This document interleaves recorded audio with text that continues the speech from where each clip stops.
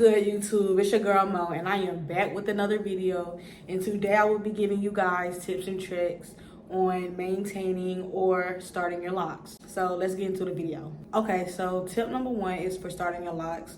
I would definitely decide on a couple of things. The parting that you would like, whether you want square parts, messy parts, freeform, round parts, aka shell parts. I would also decide what size locks that you would like, whether you want really thick locks or thin locks, whether you want sister locks or wigs. I will also decide on the method that you're going to use, whether you want to start with the braiding method, the 2-strand, or just letting it freely do whatever they want to do, and that's specifically freeform. Me personally, I decided to start with the 2-strand method. I don't have any bad reviews about that. My second set of locks, I did start off by braiding them, and then halfway I twisted them. So they were like half and half. By the roots, they were braided, and by the ends, they were twisted. I didn't really like the braided method because I felt like it was taking longer to lock and it wasn't given the opportunity to frizz up enough in order to intertwine together. So I switched to the just complete 2-strand, and that's what got me to the point that I am right now. And so far, I'm loving my locks with the 2-strand method.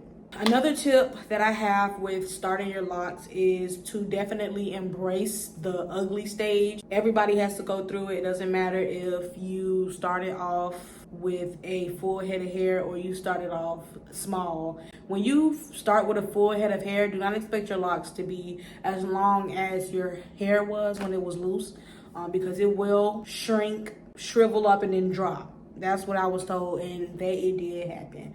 When I started my locks, my hair was like to right here. And then by the time I was within 1 or 2 months in my lock journey, they were like right here.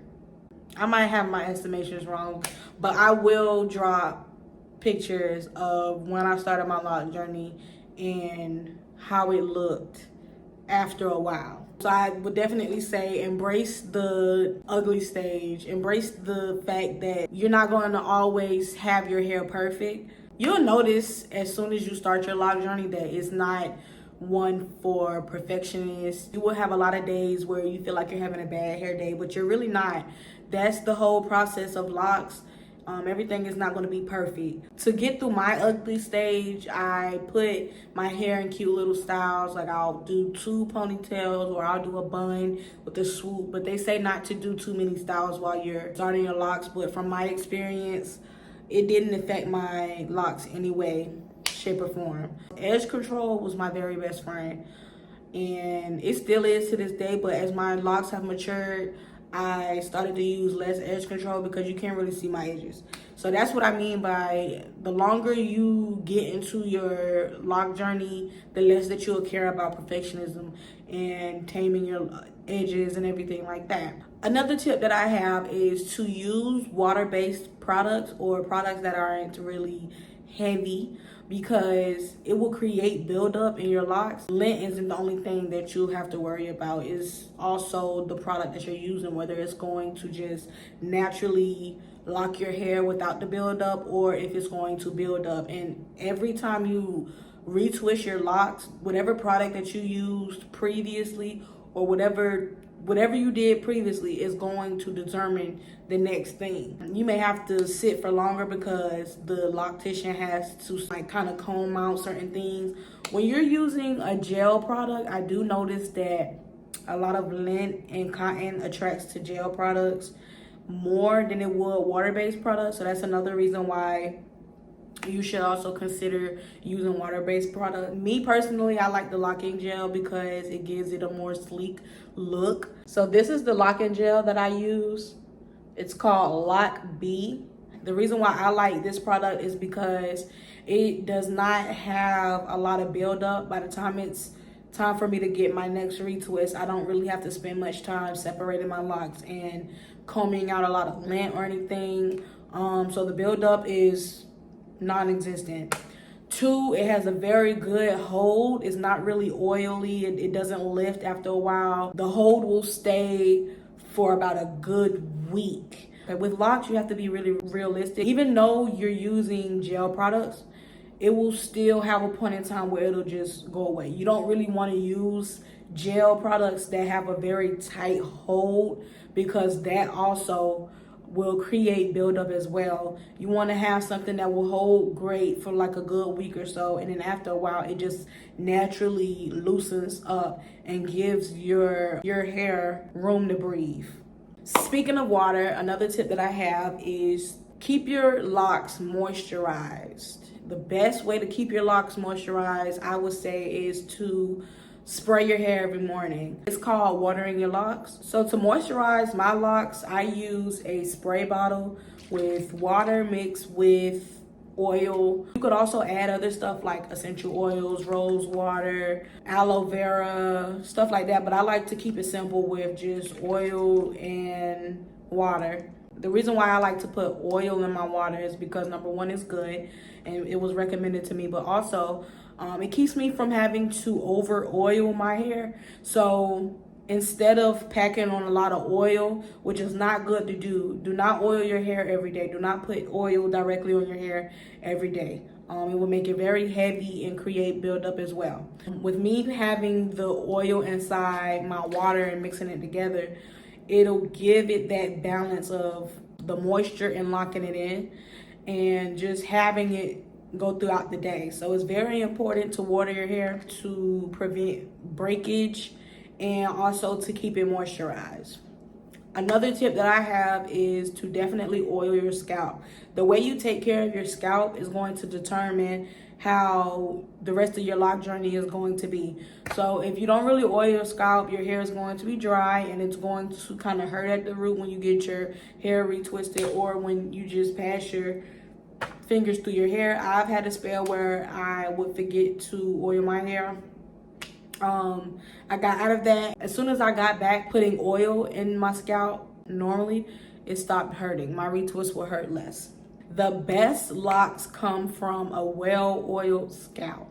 If you have a dry scalp, your locks will be dry and it might break. If you have an oiled scalp, your locks will flourish and they will be nice and shiny. They won't look dry, they won't break off, and they'll just be fine. So make sure you keep you a spray bottle and keep water and oil in it or whatever you would like to add so that you can keep the moisture of your hair in.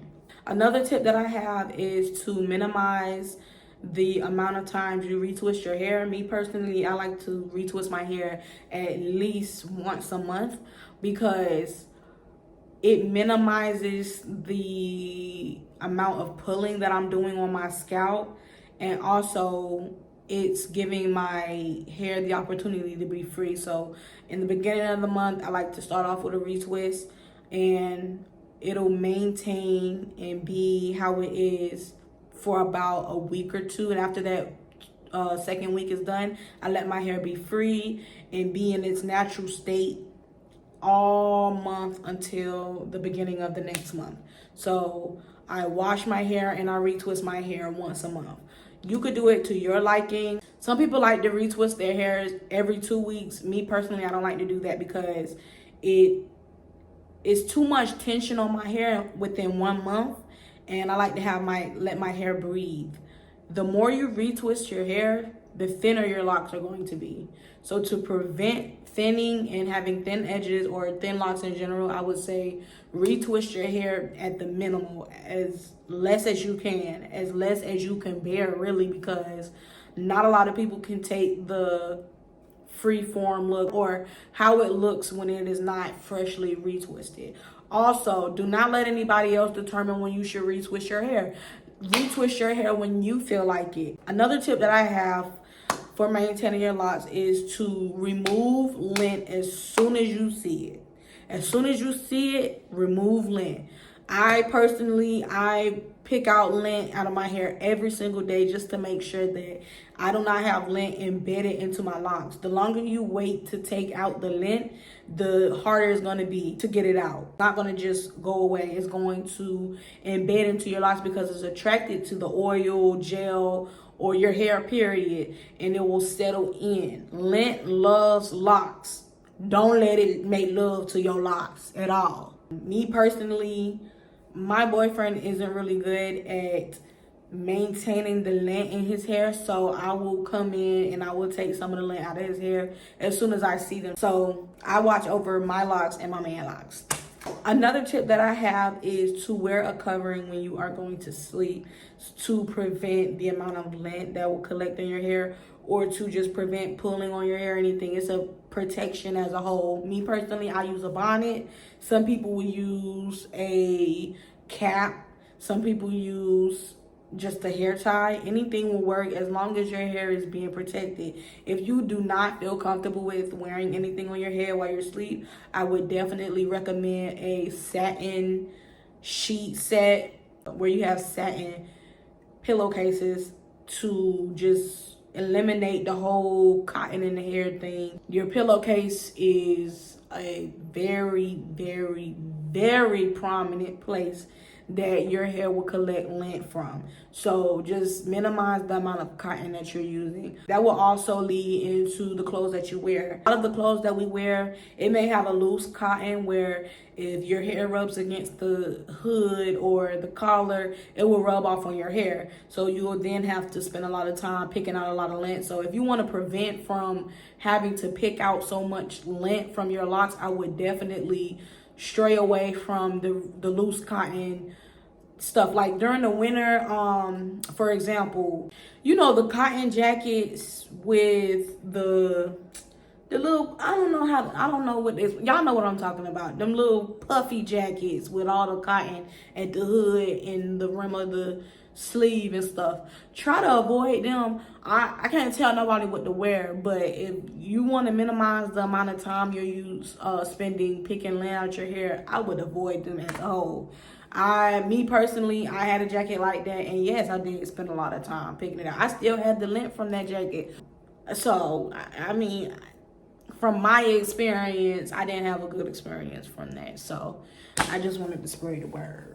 Another tip that I have is to avoid a lot of tight styles that are pulling at the front of your hair. If you are going to wear a tight style, wear it every once in a while, every other month. But to every retwist have a style that's pulling on your edges, it will create thin edges, and that's when you will have locks that are very thin, brittle. That's where the thinning would create on your edges.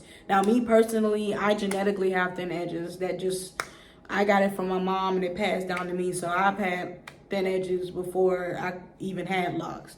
So me, I have to definitely stray away from hairstyles that are very pulling on my hair, because I do not want to thin out too early, even though I will thin out. I do not want to thin out too early, okay? Another tip that I have is to try to stay away from a lot of harsh chemicals. Just try to stay with the natural. Take care of your natural with the natural. That's what has your locks' best interest at hand. A lot of alcohol-based and stuff like that, that's not really good for your hair. When my hair was loose, I knew to stay away from sulfur, but I shampoo with sulfur 8 shampoo, so I'm going to switch that over. But just try to stay away from the drying out product. Another tip that I have is to stay away from the leave-in conditioner. You do not need leave-in conditioner to maintain your locks. That is solely for loose hair. The water and the oil mixture in the spray bottle will work just fine with moisturizing your hair. If you want to moisturize your hair more, I would say use an oil and put it directly on your hair rather than using a leave-in. Leave-in is not really ideal for locks, and it will create a lot of buildup and make your locks very heavy and white. And I just don't recommend it. Just stay away from leave-in conditioner. It will be very tempting to try to use it if you find your locks to be in a very dry state, but I do not recommend it at all. Another tip that I have will come from a mistake that I made not too long ago regarding my locks. So I got really lazy with taking the lint out of my hair, and I allowed a lot of lint to be built up in the back of my hair specifically, because that's where I lay on my pillow. So I decided to take tweezers and take the lint out of my hair that way. But what ended up happening is wherever I tweezed the lint out, since it was so embedded, it would have been best for me to dye it. But wherever I tweezed the lint out, it got really, really thin to the point where it had to break off. I've broken off a lot of the thin locks that I had due to me tweezing it, but I would definitely say just avoid tweezing it out. If you have a lot of lint embedded in your locks, I would say to just dye it a dark brown or black or whatever your color your hair is. I would say spot dye it instead of just dyeing it as a whole. Spot dye your hair. Wherever the white is showing up, I would definitely take a brush and just spot dye it to get rid of the white in your locks. Yes, you can tweeze lint out of your locks, but if it gets to the point where you're pulling on your hair and you're thinning out your locks, just go ahead and dye it and leave it alone.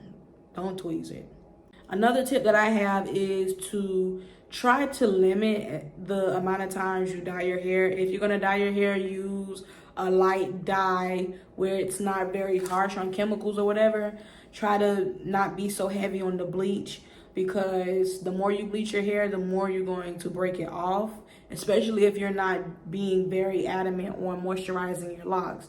Please be sure to moisturize your locks if you do dye it. Make sure you maintain the moisture and just minimize the amount of times that you dye your hair. Me personally, I prefer not to dye my hair at all. If I do dye it, I will do the back so I can have like a peekaboo, or I would do highlights so only a couple of my locks are taken out. Over dyeing your hair could create breakage as well. I've seen a lot of people who have dyed their hair specifically with bleach first, and then they'll dye over it. Over time, it starts to kind of look wonky and look a little dry and stuff. So if you want to prevent yourself from dealing with that, I would say just don't dye your hair at all. Or if you're going to dye it, try to pick a natural dye or a dye that doesn't have a lot of harsh chemicals like oil or whatever.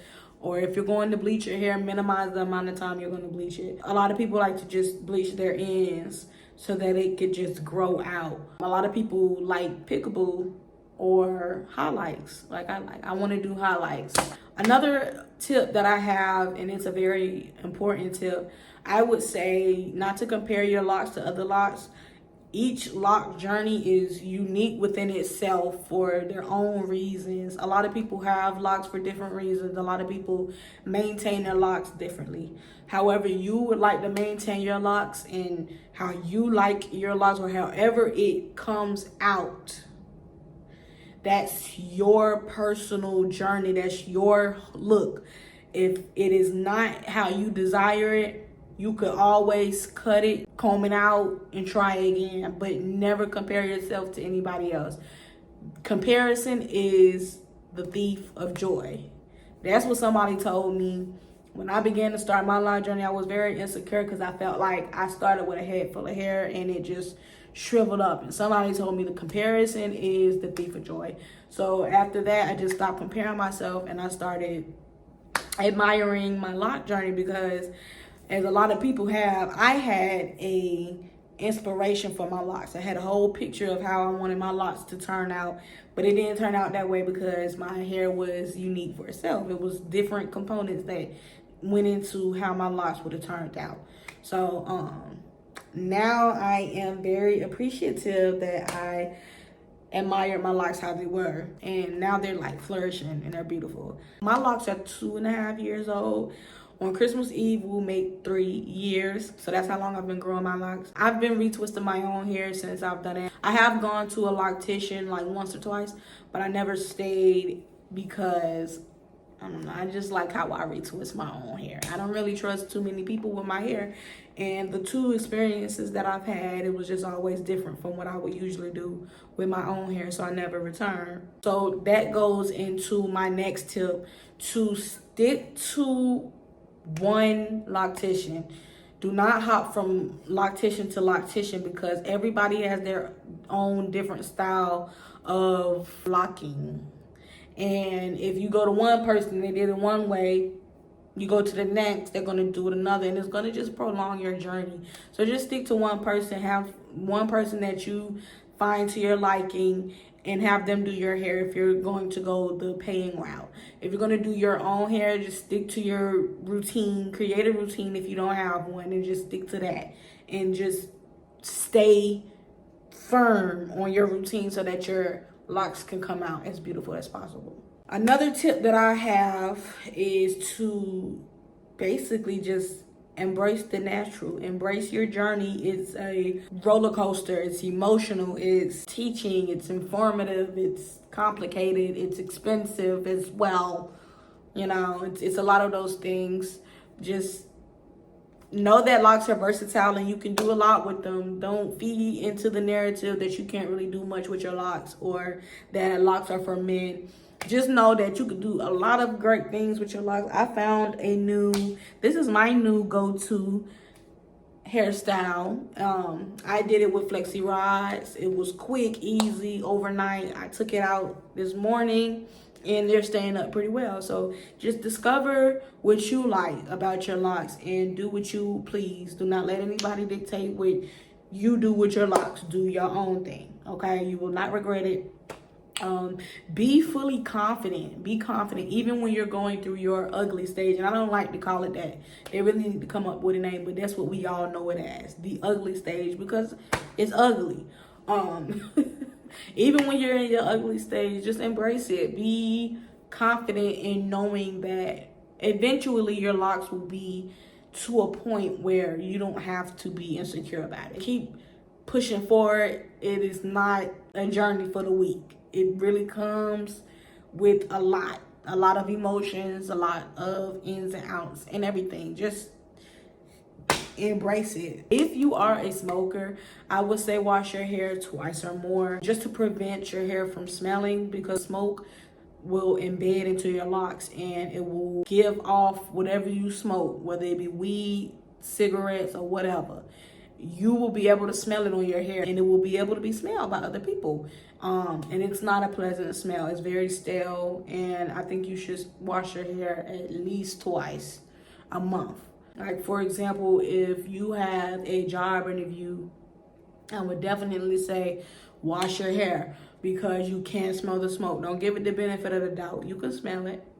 Just like you can smell it on your clothes, you can smell it on your hair. Patience is a virtue. When it comes to your lock journey, be patient. Okay, so for now, that is all of the tips that I have for you guys. I thank you guys for watching this video.